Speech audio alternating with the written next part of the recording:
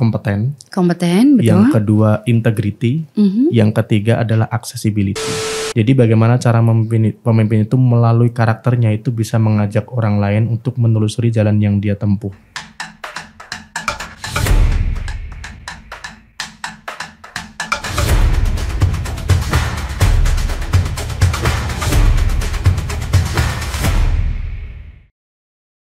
Assalamualaikum warahmatullahi wabarakatuh. Salam sejahtera untuk kita semua.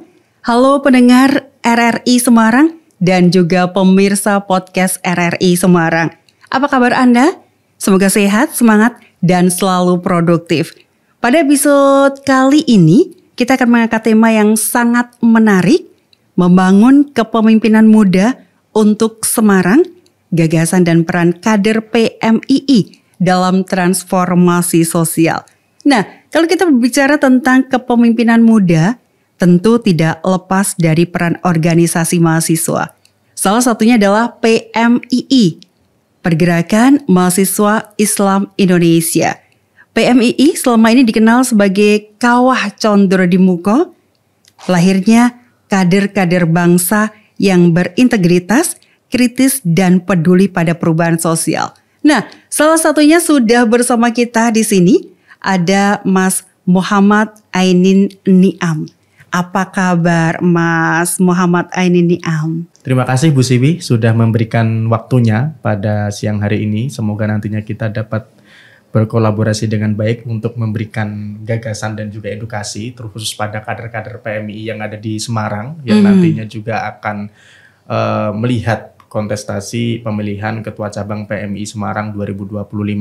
Nanti di sini saya akan memberikan apa yang saya bawa dalam hal bentuk gagasan dan juga strategi saya dalam hal membentuk PMII Semarang yang lebih baik lagi. Nah, baiklah. Sebelum memberikan gagasan, saya kasih ucapan selamat dulu nih. belum selamat Bu, ini baru Kenapa? Kandidat. Loh, kandidat itu nggak semua bisa maju jadi kandidat loh Mas. Jadi harus dikasih selamat dulu biar lebih semangat juga, begitu ya. Mungkin selamatnya untuk bisa menjadi kandidat. Nah, belum itu bisa dia. menjadi pemimpin gitu. Itu nanti setelah tampil kan. Nanti ditunggu selamatnya lagi ya Bu. Baik, siap. Nah, ngomong-ngomong nih, tidak tadi berbicara jangan dikasih selamat dulu karena baru maju begitu ya. Benar. Padahal tidak semua orang dan belum semua orang itu punya keberanian untuk maju. Ya. Maju ke depan ngomong di depan kelas aja juga kadang susah gitu ya. Iya. Mau presentasi juga kadang sudah udah ngewal duluan begitu ya.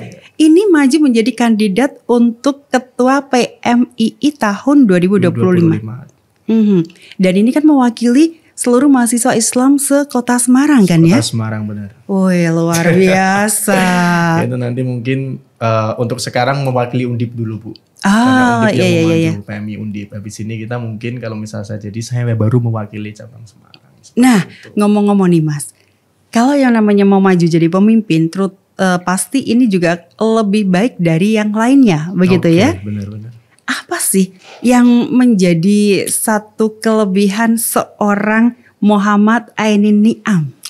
Oke, mungkin di sini saya ingin memberikan gambaran terhadap diri saya sendiri. Di sini saya saat kuliah Bu, saya konsen di bidang akademik.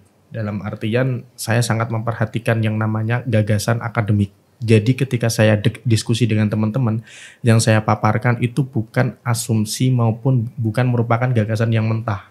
Tetapi gagasan yang saya berikan adalah gagasan yang akademis yang mampu dipertanggungjawabkan. Terbukti mungkin saya juga pernah memenangkan beberapa perlombaan nasional dan juga saya pernah, alhamdulillah baru kemarin saya di accepted walaupun belum publish ya untuk jurnal Q3 Wih, luar biasa tuh kan. Dan itu yang pertama, mungkin saya berangkat dari akademis karena tahu sendiri bahwasanya mahasiswa itu sangat melekat yang namanya itu arena akademisnya. Betul. Itu yang pertama. Yang kedua, saya berangkat bukan dengan minat saya menjadi ketua Bu.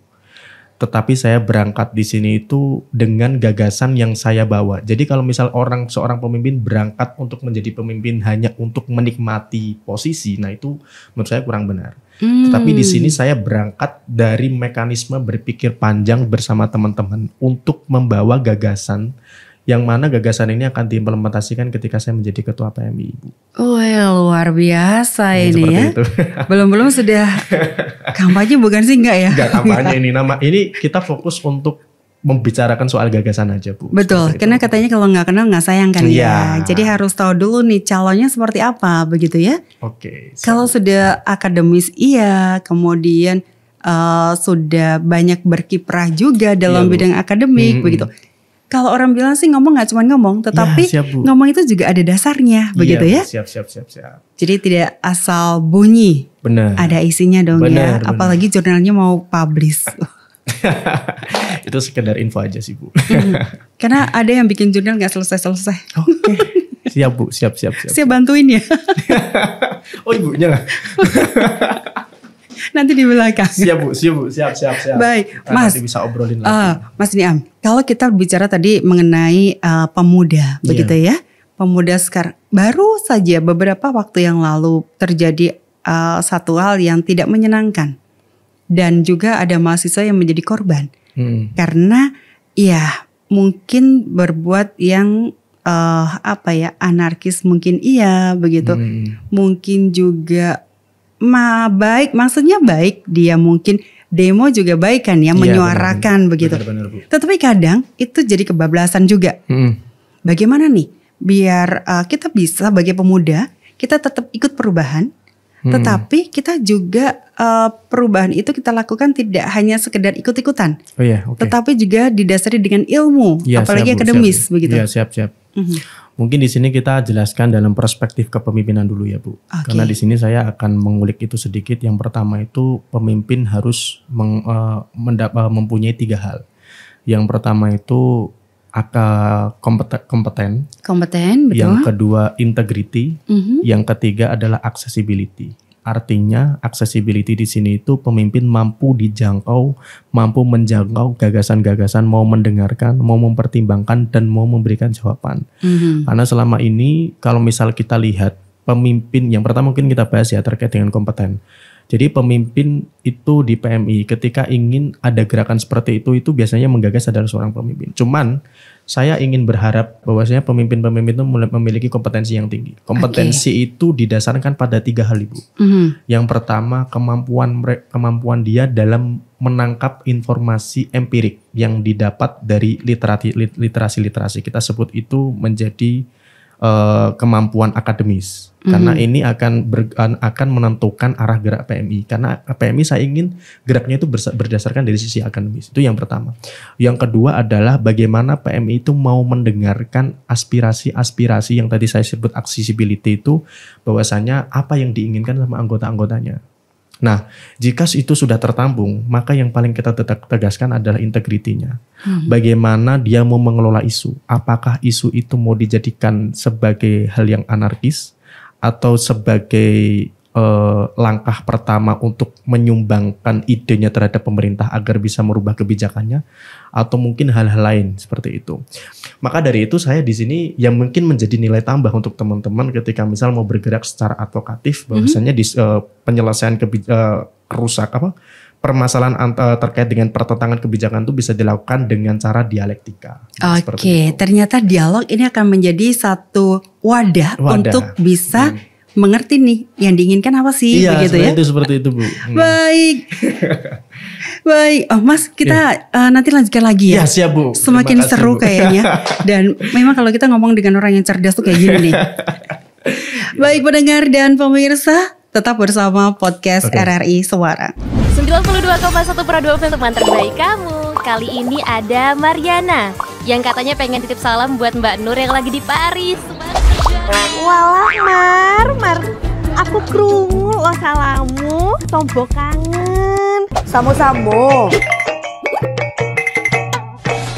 Bundo, awak baru dapat info lowongan Karajo di RRI News.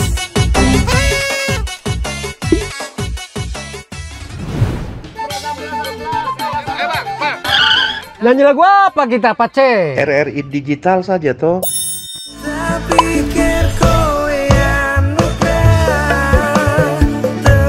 Sesekali jazz lah. Semangat ya manggungnya. Iya dong, kan mau bangun komunitas. RRI ada di berbagai platform. Sekarang banyak cara menikmati RRI. Kamu yang mana? Pendengar dan pemirsa podcast RRI Semarang, kita lanjutkan lagi obrolan kita ya. Semakin memanas ini karena ternyata tidak salah kalau kita memilih Mas Muhammad Ainin Niam ini menjadi kandidat untuk maju pada pemilihan PMII ya nanti ya? Ketua PMI. Ketua Cabang PMII Kota Semarang. Oke. Ketua Cabang PMII Kota Semarang ya. Dan untuk teman-teman mahasiswa terutama yang muslim pasti sudah kenal ini begitu ya. Baik, tadi sudah disampaikan banyak hal saat budaya dan setidaknya memang sebagai seorang pemimpin ini punya integritas yang sangat luar biasa. Bisa memahami apa yang diinginkan oleh bawahannya. Termasuk juga bagaimana bisa memediasi ke pihak eksternal begitu ya. Karena yang paling penting itu tidak hanya di dalam internal saja begitu ya.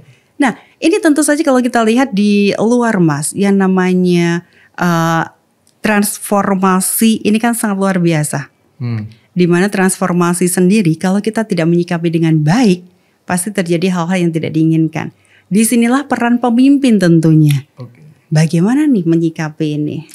Oke, mungkin saya bicara dalam konteks keorganisasian. Mungkin kalau kita lihat konteks secara society mungkin terlalu besar. Cuman yang saya ingin tekankan di sini ketika kita berbicara soal keorganisasian untuk menyikapi transformasi itu. Jadi kita harus merumuskan 3 hal. Yang pertama itu urgensi, yang ketiga itu solusi, yang kedua itu solusi, yang ketiga itu kolaborasi. Kenapa di sini urgensi menjadi penting? Karena selama ini kita harus melihat. Jadi sebenarnya itu kalau misal kita pacu setelah mungkin kita pernah membuat tulisan bareng-bareng. Sebenarnya yang paling susah untuk membuat tulisan adalah mencari masalah. Kalau solusi kan enak, solusi kan ditarik dari masalah itu kan. Cuma yang paling susah itu ketika kita mencari masalah. Memunculkan isunya. Padahal ini jadi terkadang itu suatu yang tidak terlihat walaupun itu mengandung masalah kita nggak paham seperti itu. Maka dari itu urgensi pemimpin harus paham. Apa urgensi, apa gap, apa anomali yang terjadi pada peristiwa tersebut. Nah mungkin PMI ketika misal berkolaborasi dengan eksternal, mungkin memiliki keterlibatan dengan eksternal, maka yang kita lihat adalah urgensi apa yang mau kita bawa, masalah apa yang mau kita bawa untuk berkolaborasi tadi. Nah ketika urgensi ini kita dapat, maka yang selanjutnya kita lakukan adalah menemukan solusi. Betul. Jadi ketika orang sudah punya masalah dan masalahnya itu didetek dengan detailing yang tajam ya Ibu. Mungkin itu akan lebih enak ketika mencari solusi. Nah ini kita melihat, kalau dalam konteks transformasi, ada banyak perubahan yang dirasa itu merupakan perubahan yang baik. Contohlah perubahan terkait dengan teknologi yang selama ini sangat merongrong kehidupan kita ya. Tapi kalau misalnya kita teliti dengan dalam, bahwasanya impact dari teknologi khususnya pada media sosial yang saya sebut tadi itu luar biasa. Walaupun secara kasat mata itu merupakan hal yang menarik untuk pemuda-pemuda ya. Makanya kita tarik urgensinya apa? Jedet, misal media sosial menjadi ladang propaganda perpecahan misal. Walaupun itu tidak terasa bagi para orang-orang ya. Terus kemudian kita tarik solusinya apa? Set gitu. Kalau misal kita udah tahu urgensinya, solusinya, oh berarti sekarang yang kita lakukan adalah melakukan edukasi. Oh melakukan edukasi belum cukup. Berarti selanjutnya levelnya adalah melakukan tanggapan yang setara dengan propaganda itu. Mungkin kita buat buzzer tandingan atau seperti apa. Bukan buzzer ya. Mungkin kita buat influencer yang tandingan dari propaganda perpecahan itu. Mungkin dari kita mulai dari kita sendirilah yang menjadi influencer itu. Terus yang terakhir adalah kolaborasi. Bagaimana cara kita menyambungkan solusi itu kepada pihak luar. Nah ini yang penting. Nah ini karena terkadang kalau kita nggak memiliki solusi yang alternatif, kreatif, dan juga punya novelty yang tinggi, Anda nggak terima Ibu. Makanya ini muncul kreativitas itu dari sini. Ketika kita sudah menemukan urgensi dan solusi kemudian dibalut dengan kreativitas yang tinggi, otomatis ketika kita mau menyampaikan dengan eksternal, mereka menerima menjadi sebuah gagasan yang sebelumnya mereka tidak pernah pikirkan. Nah ini tadi, bagaimana merubah sesuatu yang terkesan negatif menjadi sesuatu yang positif, nah, begitu itu ya? Sebenarnya. Jadi kalau misal kita berkolaborasi, kita memiliki nilai tawar yang tinggi, karena sebenarnya hal ini belum terpikirkan oleh pihak tersebut yang kita ajak kolaborasi, Bu. Jadi ada nilai tawar akademis, nilai tawar gagasan, nilai tawar yang lain lah mungkin yang bisa kita tawarkan pada pihak eksternal itu. Saya luar biasa nih pendengar dan pemirsa podcast RRI Semarang. Karena ternyata seorang pemimpin memang harus bisa mewadahi semuanya, begitu ya. Benar. Untuk memberikan satu solusi pun banyak hal nih berderet-deret yang tadi harus dipilah-pilah terlebih dahulu, begitu ya.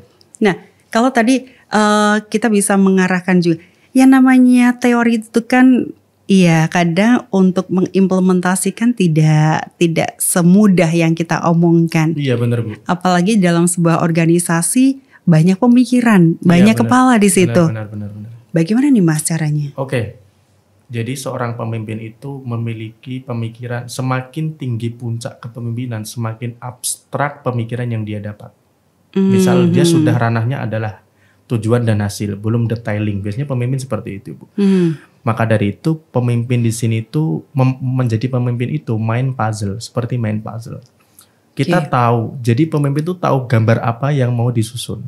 Cuman dia harus tahu gambar mana yang paling cocok untuk ditaruh di mana gitu loh. Nah, betul. Jadi kalau pemimpin nggak bisa memiliki kemampuan untuk mendetailing tujuan menjadi suatu hal konkret dalam bentuk kegiatan, rencana ataupun hal-hal lain yang untuk menjadi realisasi dari impian itu, yaitu sangat susah karena dia nggak tahu kepingan-kepingan puzzle ini merupakan anggota dia. Kalau dia nggak pas untuk menaruh kepingan-kepingan itu, ya yang paling susah adalah nanti puzzle-nya nggak bakal jadi. Nah, itu kan tidak mudah. Butuh keahlian khusus begitu ya. Iya benar. Butuh kemahiran juga. Iya benar. Karena kadang mungkin kita melihat oke lah secara keilmuan dia mampu nih gitu. Tetapi untuk kecakapan yang lain belum tentu juga kan. Nah, bagaimana seorang pemimpin itu bisa betul-betul menempatkan anggotanya pada tempat yang tepat? Berawal menjadi anggota sih. Betul. Iya kan? Tapi di sini makanya pemimpin itu tidak bisa kita ambil secara mendadak. Dia perlu pembuktian proses di situ. Jadi kinerja dia selama menjadi anggota dalam hal melihat detail-detail kegiatan yang harus dia lakukan untuk mewujudkan impian yang besar. Ketika dia udah berhasil melalui itu, mungkin ketika misal dia menyusun secara gambaran besar, dia punya pengalaman. Tapi kalau ternyata pemimpin ini tidak memiliki persiapan yang cukup dalam artian saat pemilihannya itu mungkin dia tidak datang hanya di-profiling. saat pemilihan. Datang saat pemilihan, nah itu sangat susah gitu loh. Oke. Seperti itu. Nah, ngomong-ngomong sebelum maju sebagai kandidat nanti di pencalonan di tahun 2025 ini di PMI sudah berapa lama bergabung? Saya kan maba, mulai dari maba tahun 2021, berawal dari anggota fakultas, kemudian menjadi pengurus fakultas, kemudian di komisariat menjadi wakil ketua. Terus habis itu ketika di cabang ternyata banyak dorongan untuk saya maju. Sebenarnya saya di sini tuh maju itu bukan atas keinginan sendiri, Bu, tetapi atas dasar aspirasi yang saya serap dari teman-teman yang berada di bawah. Wah, luar biasa. Ini berarti sudah tidak diragukan lagi ya? Ya mungkin masih bisa diragukan. Ini boleh kampanye nggak sih? Seperti itu, Ibu. Nah, berarti lihat saingan nih. Harus dipetakan nih, Mas. Waduh, jangan masuk ke situ, Ibu. Berbahaya itu. Baik, tapi memang sangat seru ya kalau kita seperti ini. Ada nggak sih kekhawatiran? Ini kan yang ngusung dari bawah nih. Kalau secara keilmuan udah nggak diragukan deh. Kalau untuk secara pemecahan masalah begitu juga kayaknya sudah jago nih, gitu ya. Mungkin hanya nanti doa saja nanti. Waduh, harus Ibu itu. Nah, ini kira-kira nih Mas, sudah bisa memetakan lawan? Sudah tahu lawannya siapa begitu nanti? Ya. Strategi. Namanya bukan lawan sih, Bu. Jadi kompetitor. Teman berdiskusi aja. Ini sebetulnya satu dari sini sudah terlihat ini adalah calon pemimpin yang luar biasa. Tapi ini Bu, saya ingin menyampaikan satu hal. Mungkin teman-teman yang mendengarkan ini dan tahu dinamika PMI cabang saat ini ya mungkin bisa dilihat bedakan pemilihan tahun ini dan tahun-tahun kemarin. Oh, bedanya apa? Jadi kalau misal kita lihat Bu, ini pertama kali pemilihan PMI Kota Cabang masuk dalam RRI Bu. Itu yang pertama. Yang kedua mungkin bisa dilihat medsos-medsosnya teman-teman itu sekarang udah masuk pada ranah gagasan, bukan tagline saja. Banyak sebenarnya yang kita tawarkan. Jadi saya menghormati pemilih dengan cara membuat mereka paham dengan pemikiran kita dan cocok dengan pemikiran kita. Nah, ini sebenarnya salah satu strategi juga sih ya. Jadi kalau yang teman-teman yang nonton nggak milih kayaknya kebangetan ini. Iya, Bu. Baik, pendengar dan pemirsa, nanti kita akan lanjutkan lagi bagaimana sih kiprah calon pemimpin kita ini. Tetap bersama podcast RRI Semarang.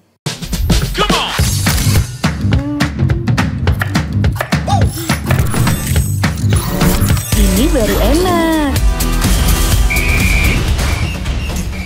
Dulu yang semalam dia Masuk ada di luar biasa. Aku baru aja diinterview di Pro 2 Jadi F&B sekarang tuh macam-macam. Kalau sekarang kan coffee shop banyak.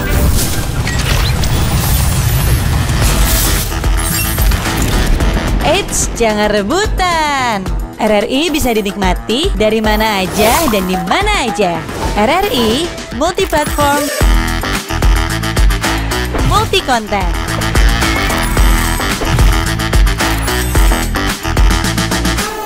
RRI punya kita.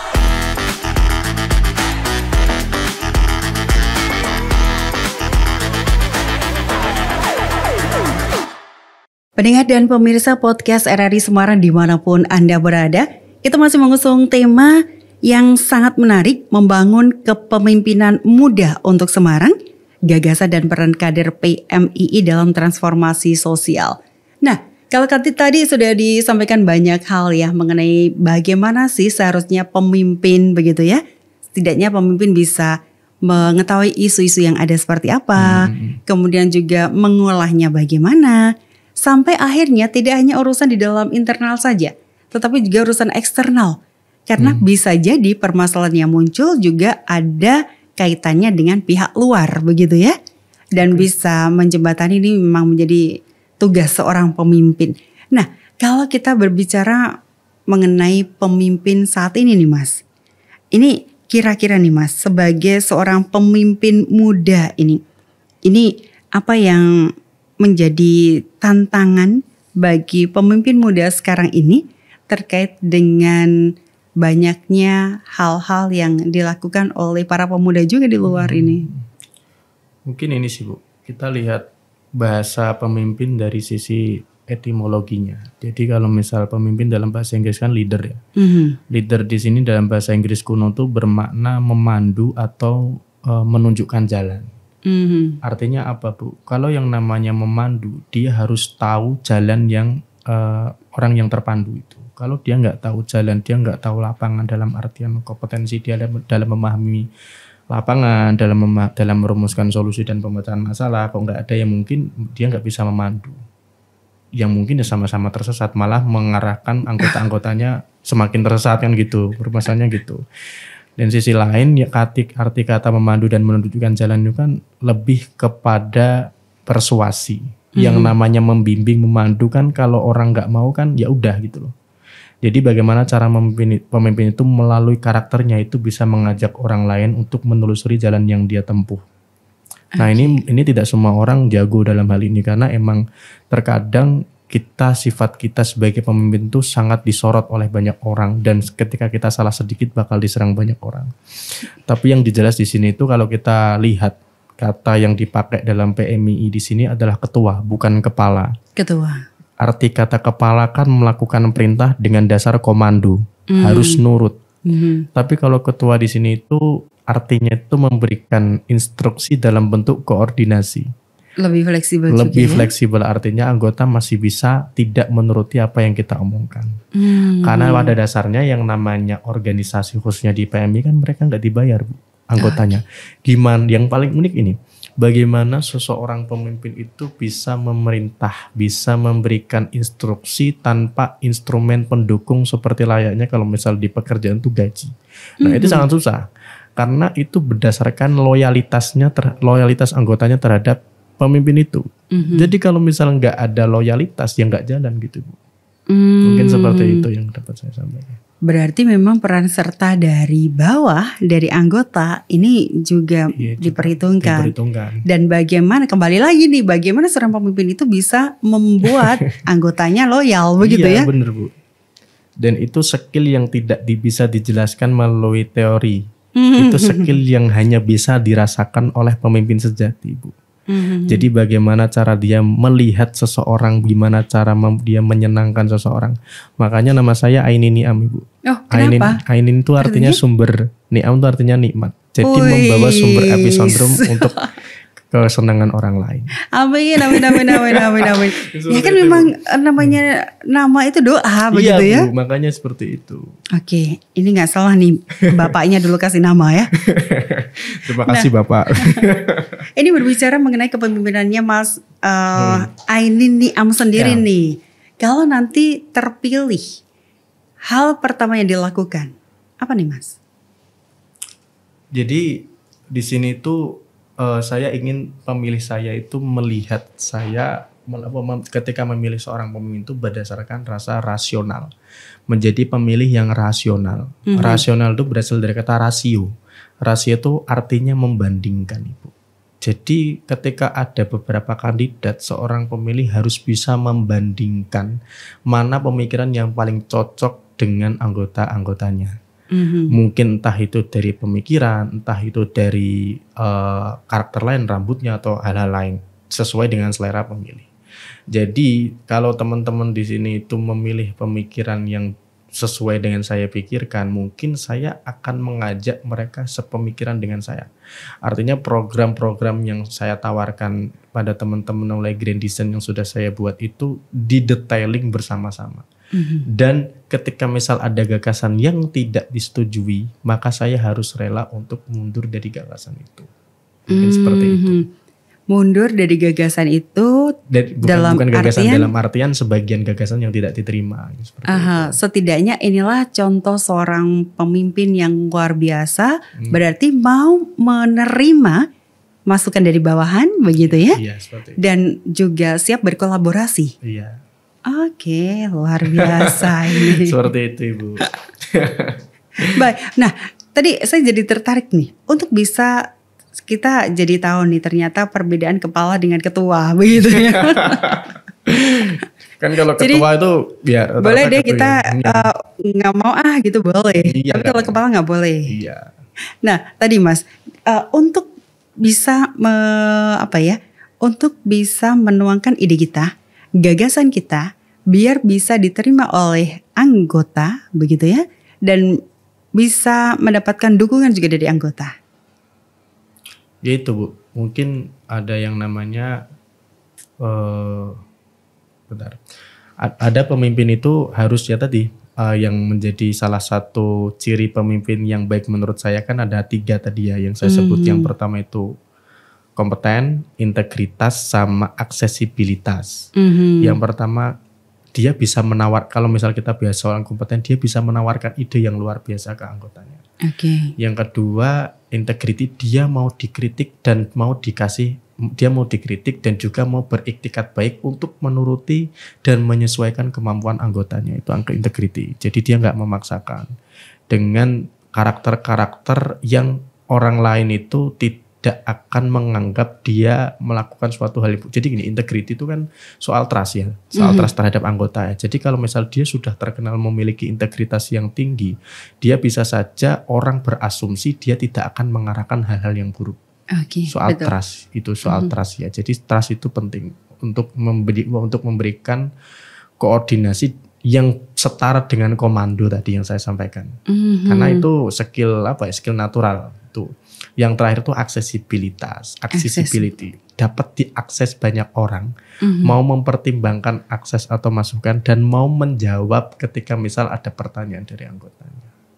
Makanya orang anggotanya tidak akan memprotes, dan ketika dia protes pun dia paham apa dasar pemimpin itu melakukan sesuatu yang dia tidak sukai, seperti itu. Baik, ternyata memang menjadi pemimpin tidak mudah. Tetapi kalau sudah punya bekal 3 tadi begitu ya, insya Allah ini pun bisa menjadi satu jalan begitu. Benar. Baik, yang terakhir nih Mas Ainin. Bagaimana bisa mengajak saat ini masih ada beberapa saudara-saudara kita yang kadang mahasiswa nih terutama malas berorganisasi. Karena mungkin ya capek lah dengan tugas-tugas begitu. Kemudian juga ada yang memang dasarnya mendingan di rumah aja begitu. Gimana nih bisa menggugah mereka mau berorganisasi? Sebenarnya ini merupakan masalah yang sebenarnya itu di semua organisasi pasti ada begitu ya? mendapat penurunan kader anggota, dan mungkin selain penurunan jumlah anggota juga menurunnya semangat anggota. Nah, karena selama ini organisasi yang kita lakukan itu tidak membawa mereka ke hal-hal yang menurut mereka itu tidak ada keuntungan secara pribadi, Bu. Nah, itu yang menjadi masalah. Karena mereka merasa sia-sia ikut organisasi, padahal yang kita lihat itu bukan masalah itunya, tetapi masalah prosesnya itu akan mendidik dia. Betul. Jadi sekarang tuh anak-anak muda itu sangat hanya mengandalkan pinginnya itu harus instan juga instan, yang dia pingin dia bisa dapat dari organisasi itu. Tapi itu juga bisa menjadi tamparan bagi organisasi-organisasi itu agar program kerjanya itu memiliki impact yang diinginkan oleh siswa-siswa anggota-anggotanya. Misal seperti mungkin saya dulu di sekolahan, Bu. Saya menjadi ketua kelas 10 tahun berturut-turut. Saya dari kelas 1 MTS sampai mungkin dari kelas 1 SD sampai kelas 3 SMA. Saya mungkin selalu menjadi ketua kelas. Bukan selalu ya, ada beberapa yang enggak jadi ketua. Cuman saya pernah mengalami mengalami fenomena menarik. Pada saat itu saya membuat koperasi di satu kelas kelas saya membuat koperasi. Kelas berapa itu? Kelas 3, kelas 1 SMA. Kelas 1 SMA saya membuat koperasi, Bu. Jadi pada saat itu kan saya mondok, nggak bisa keluar kemana-mana kan. Tapi saya punya ide untuk berkolaborasi sama anak-anak yang nggak mondok. Saya buat es pada saat itu, Bu, es teh. Dan saya membuat saat itu saya kecil menjadi ketua, Bu. Saya memerintahkan kalau misal ada barang makanan dari luar kita nggak boleh masuk kelar, hanya boleh meminum yang ada di sekolahan saja, yang ada di kelas saja. Artinya mereka pada senang, Bu, karena profitnya langsung. Aku ajak jalan-jalan, aku ajak makan-makan, hasil dari meskipun keras tetapi hasilnya menarik untuk mereka gitu, seperti itu. Baik. Kok ya bisa kok punya ide kayak gitu. Seperti itu, Ibu. Baik, Mas, yang terakhir nih sebelum kita akhiri, apa yang mau disampaikan nih untuk mengajak generasi muda kita agar bisa aware juga dengan organisasinya? Untuk para pemirsa, tadi saya ingin mengulang itu tadi sih, Bu, bahwasanya menjadi pemimpin itu harus rasional. Rasional di sini tuh rasio harus membandingkan mana pemimpin yang paling cocok dengan pemikiran kita. Tapi di sini saya ingin tekankan bahwasanya ketika misal teman-teman itu tidak mensetujui saya dalam hal pemikiran, mungkin bisa dikomunikasikan agar saya menyesuaikan diri dengan keinginan teman-teman. Mungkin sudah membaca beberapa video saya di media sosial yang sudah saya sampaikan. Kalau misal masih ada yang ingin memberikan masukan, saya sangat terima. Kalau misal ada ingin yang memberikan masukan. Jadi nanti akan semua pemikiran-pemikiran yang ada di kota cabang yang ada di cabang kota Semarang itu bisa saya tampung dan saya pertimbangkan dan saya berikan jawaban. Okay. Ini kalau misal dalam bahasa MK ya, Bu, ini namanya meaningful participation. Artinya mau mendengarkan. Jadi kalau misal dalam konteks legislatif itu harus mau mendengarkan, mau mempertimbangkan apa yang dia dengar dan mau menjawab apa yang menjadi pertimbangannya. Okay. Jadi masyarakat tuh nggak bingung. Kenapa sih pemimpinnya kayak gitu gitu, seperti itu. Setidaknya menjadi pemimpin yang mau mendengarkan aspirasi juga dari bawahnya, begitu ya. Seperti itu. Baik, terima kasih. Semoga sukses untuk kedepannya nanti. Dan nanti kabar-kabar ya. Siap, saya kasih ucapan selamat yang kedua nanti. Oke, siap. Terima kasih, Bu Siwi ya tadi ya. Itu mirip nama salah satu dosen di Bu Siwi namanya. Oh gitu. Iya, beliau yang niru saya. Baik, terima kasih sudah bersama kami dan sudah memberikan inspirasi yang sangat luar biasa. Dan semoga ini menjadi satu catatan juga untuk kita semua, agar kita pun bisa menjadi pemimpin yang baik tentunya ya. Terutama untuk para generasi muda untuk bisa menjadi calon pemimpin Indonesia. Baik sahabat RRI, demikian podcast kita untuk hari ini. Terima kasih Dan sampai jumpa di lain kesempatan. Saya Siwi. Assalamualaikum warahmatullahi wabarakatuh.